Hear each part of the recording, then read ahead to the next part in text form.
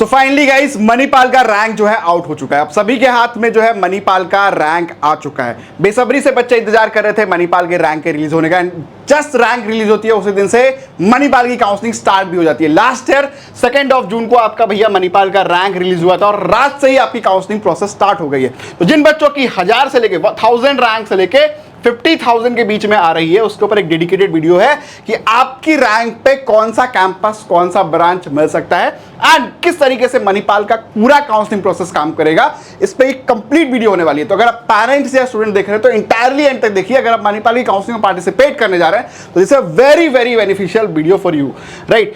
और इस साल तो यार मणिपाल ने कुछ बड़े चेंजेस ही कर दिए है ना। तो बहुत बड़ा जो है चेंज इस बार देखने को मिल रहा है। सबसे पहले भैया मणिपाल के काउंसलिंग प्रोसेस पे आ जाते हैं, ठीक है। तो थोड़ा सा मैं हाईलाइट बेसिक देखो, लास्ट ईयर क्या हुआ था, जैसे ही आपका मणिपाल का रिजल्ट आया था और 2 जून से ही आपका जो है काउंसलिंग प्रोसेस स्टार्ट हो गया। तो आज 3 जून है, मोस्ट प्रॉब्ली इवनिंग तक है ना। जैसे ये वीडियो शूट हो रही है approximately with in half an hour आपको ये जो है यहाँ पे ब्रोशर दिख जाएगा कि अब आपका रजिस्ट्रेशन का प्रोसेस स्टार्ट हो जाएगा। जैसे ही रजिस्ट्रेशन होगा उसके बाद आप चॉइस फिलिंग करेंगे एंड उसके बाद आपका रिजल्ट आएगा। रिजल्ट आने के बाद भैया यहाँ पे जो है फर्स्ट इंस्टॉलमेंट देना पड़ता है, ठीक है, एंड सेकंड इंस्टॉलमेंट देना पड़ता है, ठीक है। उसके बाद जो है आप सेकंड राउंड के लिए बैठ सकते हैं। सेकंड राउंड के अंदर फ्रेश रजिस्ट्रेशन, मॉडिफिकेशन, ये सारा ऑप्शन जो है अवेलेबल रहता है। सिमिलरली सारा प्रोसेस जो होता है सेकंड राउंड का भी होता है, थर्ड राउंड का भी होता है। दिखाते ही ये है कि भैया 3 राउंड करेंगे, लेकिन लास्ट ईयर भी 4 राउंड हुआ था, ठीक है। तो मणिपाल के अंदर लास्ट में 1-2 राउंड एक्स्ट्रा भी हो जाता है, जिसे हम बोनस राउंड कहते हैं। तो अगर आपको काउंसलिंग का बेहतरीन आइडिया है तो उसका जो है आप एडवांटेज ले पाएंगे। फिलहाल कट ऑफ के ऊपर बात कर लेते हैं, किस तरीके से कट ऑफ जाएगा। और थोड़ा सा मैं काउंसलिंग प्रोसेस पर बात करूंगा जब मैं कट ऑफ को आपको ऑलरेडी एक्सप्लेन करूंगा। इस साल कट ऑफ में कुछ बड़े चेंजेस हमें देखने को मिल रहे हैं। सबसे पहली बात करें कि कुछ पहले मेजर हाईलाइट पोर्शन पे बात कर लेते हैं, ठीक है। जैसे कि लास्ट ईयर आपको पता था कि भैया सीएससी स्पेशलाइजेशन मर्ज होकर सिर्फ सीएससी कोर बन गई थी। तो जितनी भी ब्रांचेस थी, computer science, AIML, data science, है ना, साइबर सिक्योरिटी, वो सिर्फ सीएससी बन गई थी। तो मणिपाल ने 2025 की काउंसलिंग में एक बड़ा चेंज कर दिया था और ये बताया था कि स्पेशलाइजेशन जो ब्रांचेस हैं उसको आप सेकेंड ईयर के बाद ऑप्ट कर सकते हो। उससे पहले आप जो है सीएससी कोर ही कहलाओगे, है ना। सिमिलरली इस साल इन्होंने एक और बड़ा चेंज किया है कि एक नई ब्रांच इलेक्ट्रॉनिक्स इंजीनियरिंग इंट्रोड्यूस की है मणिपाल मेन कैंपस में भी। ये ब्रांच आपको देखने को मिलेगा एंड मणिपाल बेंगलुरु कैंपस के अंदर भी आपको एक ब्रांच देखने को मिलेगा इलेक्ट्रॉनिक्स एंड इंजीनियरिंग। ये दोनों जो है आपको देखने को मिलेगा एंड बहुत सारी ब्रांचेस इन ब्रांचेस के अंदर जाके जो है मर्ज हो गई है। तो इसका कट ऑफ पे डेफिनेटली जो है इंपैक्ट पड़ेगा। अगर आप काउंसलिंग प्रोसेस को बहुत अच्छे से नहीं लेके चलोगे तो आपका बहुत बड़ा लॉस होगा इस साल में। क्योंकि देखो पहले तो बहुत सारी ब्रांचेस आती थी कि भैया आप देखो कि मणिपाल मेन कैंपस की अगर हम लोग बात करें तो यहाँ पे आपके पास electronics and communication last year भी थी, इस साल भी आपको देखने को मिलेगा। इलेक्ट्रॉनिक्स एंड वीएलएसआई इंजीनियरिंग, ये वाली जो ब्रांच है अब ये मर्ज हो जाएगी इलेक्ट्रॉनिक्स इंजीनियरिंग के अंदर, ठीक है। सिमिलरली अगर आप देखोगे मणिपाल मेन कैंपस के अंदर इलेक्ट्रॉनिक्स एंड कंप्यूटर इंजीनियरिंग वाली जो ब्रांच है, और सॉरी बेंगलुरु कैंपस के अंदर ये भी बैंगलोर के इलेक्ट्रॉनिक्स इंजीनियरिंग के अंदर मर्ज हो जाएगी। मणिपाल के अंदर electronics instrumentation and cyber physical system, ये 2 ब्रांचेस। साइबर फिजिकल सिस्टम की बात करें तो लास्ट ईयर 17,000 रैंक के ऊपर भी आपको ये 4th राउंड में जाके मिल गया था, है ना। तो इस साल ये भी साइबर फिजिकल सिस्टम भी आपकी जो है इलेक्ट्रॉनिक्स इंजीनियरिंग के अंदर जो है जाके मर्ज होने वाली है। तो कहने का मतलब ये है कि सारी ब्रांचेस कंबाइन होकर अब इलेक्ट्रॉनिक्स बन जाएगी, जिसमें साइबर फिजिकल सिस्टम है, इलेक्ट्रॉनिक्स एंड इंस्ट्रूमेंटेशन है एंड इलेक्ट्रॉनिक्स एंड वीएलएसआई है। तो ये 3 ब्रांचेस जो है वो इलेक्ट्रॉनिक्स इंजीनियरिंग के अंदर मर्ज हो रही है। तो ये एक इंपॉर्टेंट चीज़ है।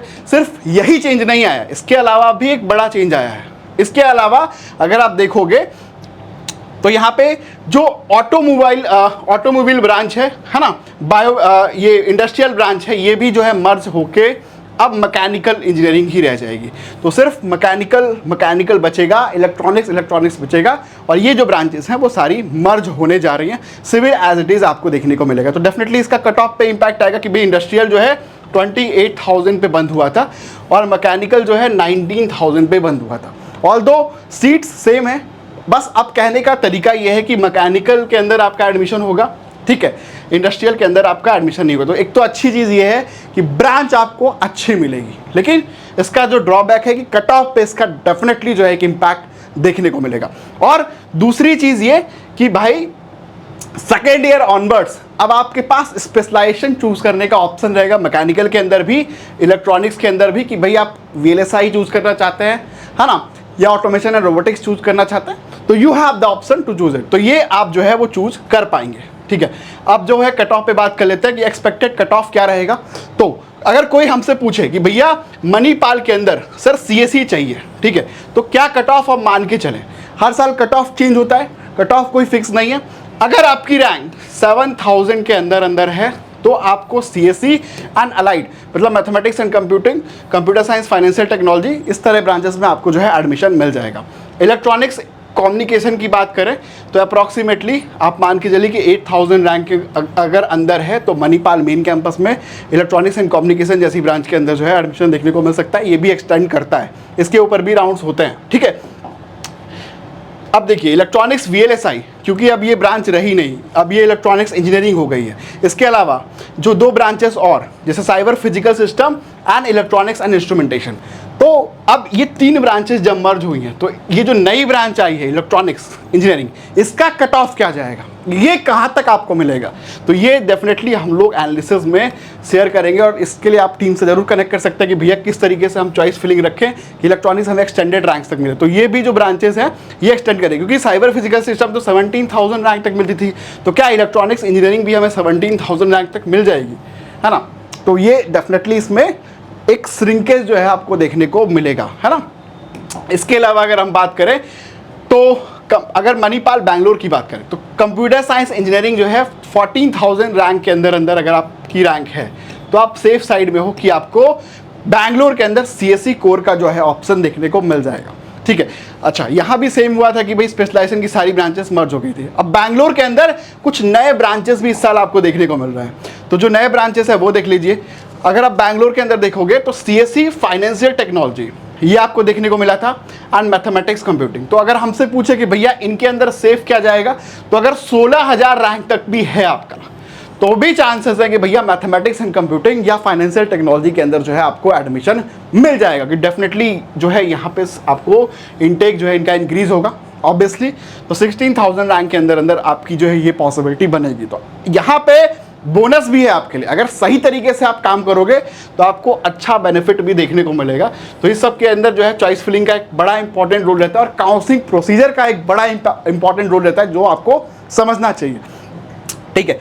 और देखो इन्होंने कई सारे कोलैबोरेशंस भी किए हैं। अब बात करें कि भैया कोलैबोरेशन कैसे, तो पहले इनके साथ जो कोलैबोरेशन, पहले जो है 2+2 प्रोग्राम था, उसमें सिर्फ डेकिन देखने को मिलता था आपको, है ना। तो डेकिन के अंदर और मैक्यूरी देखने को मिलता था। डेकिन एंड मैक्यूरी में फर्क ये था कि भैया सिर्फ लोअर ब्रांचेस के साथ ही इनका 2+2 का कोलैबोरेशन था। बट अब यहाँ पे भैया मुनास आ गया एंड ANU आ गया।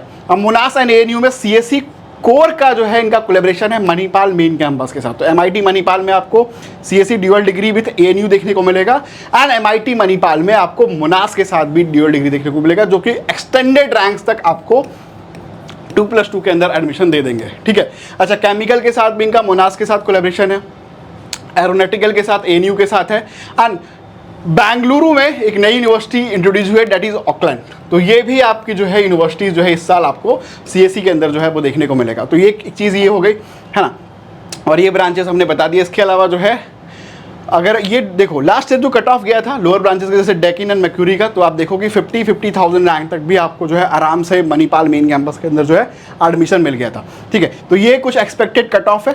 अगर आपको मणिपाल से रिलेटेड कोई भी डाउट है और आप चाहते हो कि भैया मणिपाल की स्पेशलाइज तरीके से काउंसलिंग करें, तो करियर कनेक्ट सर्विस पिछले 12 सालों से काउंसलिंग प्रोसेस के अंदर है। हम बच्चों को, बहुत सारे बच्चों को मणिपाल के लिए स्पेशली गाइड करते हैं। तो कंप्लीट सपोर्ट के लिए डेफिनेटली आप टीम से कनेक्ट कर सकते हो। बहरहाल अगर छोटी मोटी गाइडेंस चाहिए और आपको चाहिए कि भैया मुझे तो सर समझ ही नहीं आ रहा कि अब हम क्या करें, मणिपाल की रैंक आ गई है, कॉमेड की रैंक आ गई है, इसके अलावा काफ़ी सारी रैंक्स हमारे पास है, VIT में हमने कोई सीट होल्ड करी हुई है, इसके अलावा जोसा CSAT भी करा रहे हैं, जाक दिल्ली भी करा रहे हैं। तो सर हमें एक प्रॉपर डिस्कशन चाहिए, हमें एक रोड मैप चाहिए कि हमें फाइनली कहाँ सेटल डाउन होना है। तो हमारा एक बहुत अच्छा प्लान है 1999 वाला। इसमें मेरे साथ और मेरे टीम के जो एक्सपर्ट काउंसलर है मिस्टर अमित सर के साथ आपको डेडिकेटेड एक काउंसलिंग सपोर्ट मिल जाता है कि भैया आप बैठ के 1-to-1 डिस्कशन कर सकते हैं, हाँ। 4 से 5 सेशन हमारे साथ आपको मिल जाएगा, और इसमें ये सारे काउंसलिंग के ऊपर सपोर्ट जो है हेल्प रहेगी, है ना, डिस्कशन रहेगा, जिससे आप फाइनलाइज कर सकते हैं कि आपके लिए बेस्ट क्या है। इसके अलावा अगर आपको चॉइस फिलिंग लिस्ट चाहिए तो किसी भी काउंसलिंग की चॉइस फिलिंग लिस्ट, इन सब के अंदर अगर आप कंफ्यूज हो किस तरीके से ऑर्डर प्रेफरेंस वगैरह सेट करें तो वो चॉइस फिलिंग PDF में मिल जाएगा। मैं रिक्वेस्ट करूंगा कि आप कंप्लीट सपोर्ट वाले प्लान के साथ जाएं जो मणिपाल के लिए है, जिसमें आपको कंप्लीट हेल्प मिलेगी टिल योर एडमिशन। उसके लिए डेफिनेटली आप हमारी टीम से रीच आउट कर सकते हो, डिस्क्रिप्शन में जो है नंबर हमने दिया हुआ है। तो ये भी एक रिकमेंडेड प्लान है जिसको आप इनरोल कर सकते हैं, लिंक मैं डिस्क्रिप्शन में जो है दे दूंगा। अब यार बात कर लेते हैं कि मणिपाल का काउंसलिंग प्रोसेस जो है किस तरीके से चलेगा। तो ये है MIT मणिपाल का काउंसलिंग का प्रोसेस। एक छोटा सा मैंने बताने का ट्राई किया है, इस पर मैं डेडिकेटेड वीडियो लाऊंगा और सारे रूल्स पे डिटेल में बात करूंगा। बस आप कमेंट कर देना कि आपको एक काउंसलिंग प्रोसीजर वाला वीडियो चाहिए। सबसे पहले आपकी रैंक डिक्लेयर होती है। जैसे ही आपकी रैंक डिक्लेयर हुई, अब आपको रजिस्ट्रेशन वाला जो प्रोसेस है वो करना पड़ता है। रजिस्ट्रेशन के टाइम पे आपको 10,000 रुपीज़ जो है पे करना होता है। ये 10,000 रुपीज़ जो है अगर आपने कोई गलती कर दी तो ये नॉन रिफंडेबल हो जाएगा, ठीक है।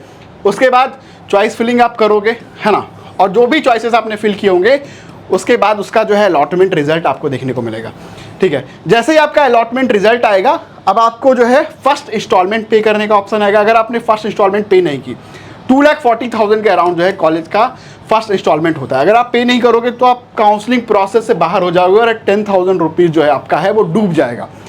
हालांकि इसके बाद आप राउंड 2 में दोबारा पार्टिसिपेट कर सकते हो, दोबारा से फिर आपको 10,000 जो है वो पे करना पड़ेगा। तो काउंसलिंग प्रोसेस भी थोड़ा सा ट्रिकी है ना। और इसके कई सारे राउंड्स होते हैं। लास्ट ईयर 3 राउंड बताए थे, यहाँ पे 4 राउंड तक की काउंसलिंग भी ये लोग कंडक्ट कराते हैं। और सबसे इंपॉर्टेंट चीज़ यहाँ पे इंट्रा स्लाइडिंग जैसे राउंड्स हैं, जहाँ पे अगर आपको लोअर ब्रांच में मिलता है तो स्लाइडिंग होके आप अच्छे ब्रांचेस के अंदर जा सकते हो। और कई बार ये लोग स्पॉट राउंड्स भी कराते हैं, जिसका आइडिया लोगों को नहीं लग पाता, और जो आइडिया ले पाता है वो काफ़ी एक्सटेंडेड रैंक्स तक भी जो है एडमिशन ले पाते हैं, है ना। तो वो एक चीज़ होती है। तो उसी के बारे में मैंने बताया कि इंट्रा स्लाइडिंग और स्पॉट राउंड भी ये लोग कराते हैं। तो यहाँ पे ये सारे रूल्स हमने थोड़ा सा लिखा है। इस पर अगर आपको डेडिकेटेड वीडियो चाहिए तो आप कमेंट कर दीजिएगा, एक डेडिकेटेड वीडियो काउंसलिंग प्रोसीजर पे आपके लिए बना देंगे। Thank you so much guys for watching this video.